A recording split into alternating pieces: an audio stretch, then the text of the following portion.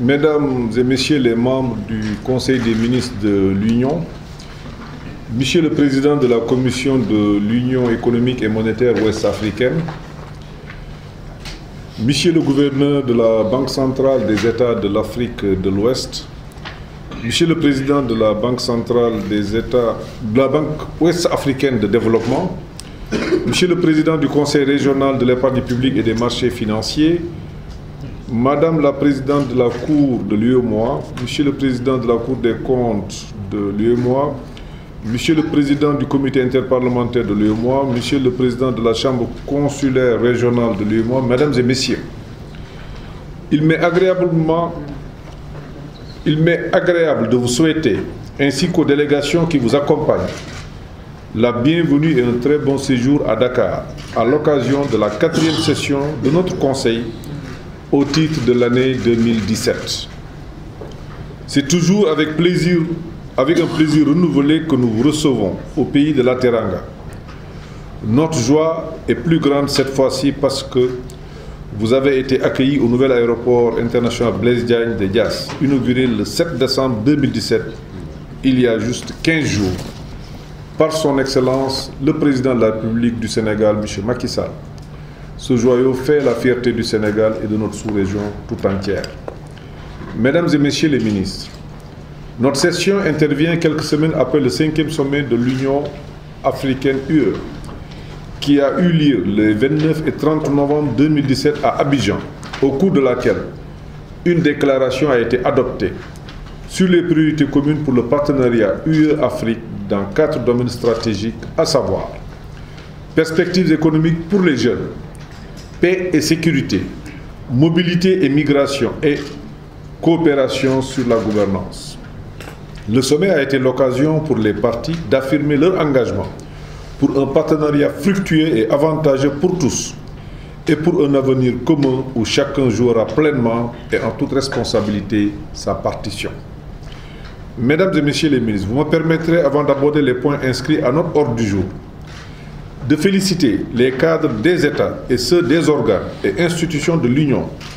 pour les documents consensuels et de bonne qualité mis à notre disposition, ainsi que pour les dispositions prises pour une bonne organisation de notre session. Chers membres du Conseil, au titre de la BCEAO, nous examinerons le rapport sur la situation économique et monétaire de l'UEMOA au 30 septembre 2017. Comme à l'accoutumée, à la lumière des informations et analyses contenues dans ce rapport sur l'évolution récente et les perspectives économiques et financières de l'Union, nous déciderons des mesures idoines visant la consolidation des performances économiques dans les États membres de l'Union. Notre Conseil statuera également sur les implications de l'UEMOA, de la migration des statistiques monétaires vers des normes les plus récentes du FMI et de la production des comptes nationaux des États membres de l'Union selon les normes SCN 2008. À cet égard, je voudrais rappeler que notre Conseil avait décidé lors de sa réunion ordinaire de septembre dernier de réexaminer ce dossier à notre présente session compte tenu de sa spécificité. Nous nous pencherons en outre sur le projet de rapport à la conférence des chefs d'État et de gouvernement de l'Union sur les avantages dérogatoires à la réglementation des relations financières extérieures des États membres de l'UEMOA accordés à certains secteurs d'activité. Par ailleurs, notre Conseil procédera à la désignation de son président pour les exercices 2018-2019. Enfin, la Banque centrale a souhaité informer le Conseil des ministres d'autres dossiers portant notamment sur les principales décisions de la réunion du comité de politique monétaire de la BCEAO tenue le 6 décembre 2017, le cadrage macroéconomique de l'UEMOA pour les années 2018-2019, la situation du système bancaire de l'UEMOA au titre de l'année 2016, le projet de budget pour l'exercice 2018, ainsi que l'état d'avancement du projet de promotion du bureau d'information sur les crédits BIC dans l'UEMOA. Au titre de la BOAD, le Conseil des ministres se prononcera sur les perspectives financières de l'institution actualisée sur la période 2017-2021, élaborée en cohérence avec le plan stratégique 2015-2019 et se fondant tant sur les réalisations passées que sur des indicateurs d'évolution prévisibles. En outre, Il sera informé de l'état de recouvrement des créances sur prêt de la BOAD au 30 novembre 2017 et du projet de budget programme 2018-2020. Enfin, la BOAD portera à notre connaissance le relevé des décisions de la 107e réunion ordinaire du Conseil d'administration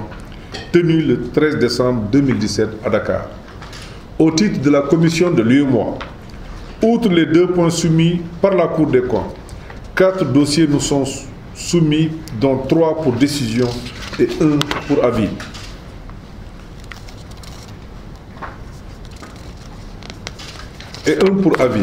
Le premier dossier,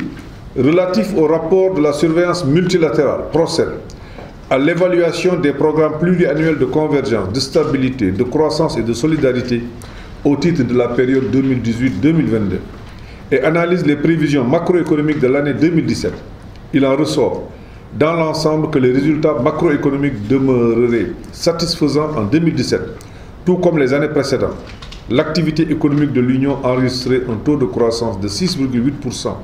contre 6,6% en 2016. Pour 2018, il est attendu un taux de croissance de 6,9%. En matière de convergence, selon les chiffres communiqués par les États, arrêtés au 8 décembre 2017, une légère amélioration serait enregistrée par rapport à 2016. Ainsi,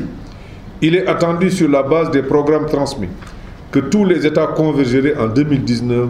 en respect de l'horizon fixé. Les risques qui peuvent entraver cette bonne perspective, et non des moindres, sont les aléas climatiques, la chute des cours des matières premières et la persistance de la crise sécuritaire dans la zone du Sahel.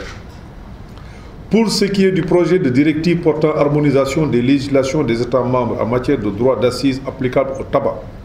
le texte vise d'une part à renforcer le dispositif de lutte contre l'évasion et la fraude fiscale, d'autre part à lutter contre le tabagisme et ses effets collatéraux sur la santé des populations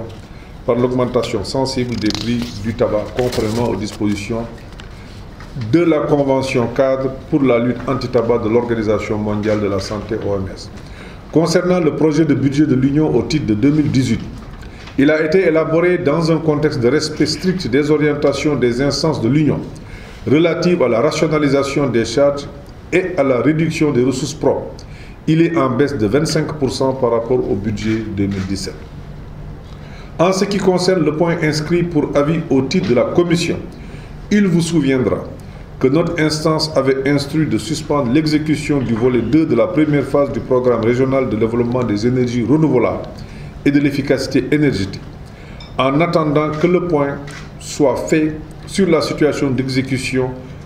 des projets confiés en maîtrise d'ouvrage déléguée à la Société africaine de biocarburants et des énergies renouvelables SABER. Il s'agit pour nous de nous prononcer sur la gestion de ce partenariat et d'en tirer les leçons dont nous conviendrons d'un commun accord. Mesdames et messieurs,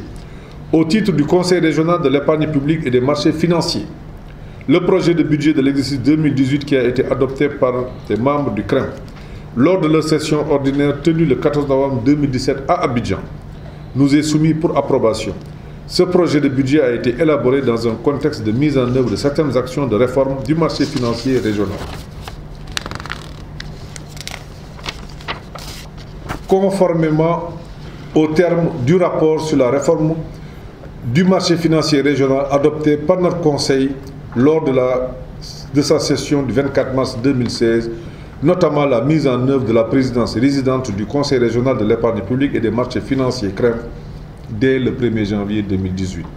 Notre Conseil examinera également le projet de règlement financier révisé du Conseil régional de l'épargne publique et des marchés financiers qui nous est soumis pour approbation. En effet, après 15 années d'application, des faiblesses liées à la mise en œuvre du règlement financier ont été relevées par rapport au texte réglementaire du Conseil régional et la spécificité de ses activités. Pour pallier ces insuffisances, le règlement financier a été révisé et adopté par le CREM lors de sa session extraordinaire du 15 novembre 2017. L'avis de notre Conseil sera également sollicité d'une part sur le changement de dénomination du Conseil régional de l'épargne publique et d'autre part sur l'état de mise en œuvre des recommandations de la Cour des comptes de l'UEMOA. Enfin, notre Conseil sera informé de l'évolution des activités du marché financier régional au cours du 3e trimestre 2017. De même, un compte-rendu sera fait des échanges avec le cadre permanent de concertation OHADA sur la problématique du niveau de capital minimum requis pour les entreprises faisant appel public à l'épargne sur le marché financier de l'UEMOA. Chers membres du Conseil, au moment où je vais transmettre le témoin de la présidence de ce Conseil, il me plaît de saisir l'avantage de cette session pour vous dire ma reconnaissance pour le soutien inestimable dont le président du comité des experts et moi-même avons bénéficié tout au long des 2 années au cours desquelles le Sénégal a assuré la présidence de notre instance. Je me félicite de la qualité de nos débats et de la précieuse contribution du Conseil des ministres statutaires à la construction de l'édifice communautaire. À la faveur de l'engagement de chacun de nous, le processus d'intégration est en cours. Il a connu des avancées notoires et les résultats enregistrés au cours des dernières années augurent de bonnes perspectives en faveur du bien-être des populations de notre espace communautaire. Je voudrais nous inviter à persévérer dans la poursuite de la mise en œuvre des chantiers communautaires en vue de l'atteinte des objectifs fixés par les pères fondateurs de notre Union. Mesdames et messieurs, à quelques jours de l'année 2018, je vous souhaite le meilleur pour la nouvelle année. Qu'elle soit pour vous et pour vos familles respectives une année de plein épanouissement, de santé et d'accomplissement de soi. Qu'elle soit pour les peuples de notre espace communautaire une année de paix et de sécurité. Une année au cours de laquelle des solutions confortables seront trouvées pour garantir un avenir plus sûr et plus prospère à tous nos jeunes, chez eux, en Afrique. Aux hommes et femmes de médias qui nous accompagnent pour garantir la visibilité de nos chantiers, j'adresse nos sincères remerciements ainsi que tous nos vœux de bonheur, de santé et de prospérité pour la nouvelle année. C'est sur ces mots que je déclare ouverte la 4e session ordinaire du Conseil des ministres statutaires au titre de l'exercice 2017. Je vous remercie de votre aimable attention.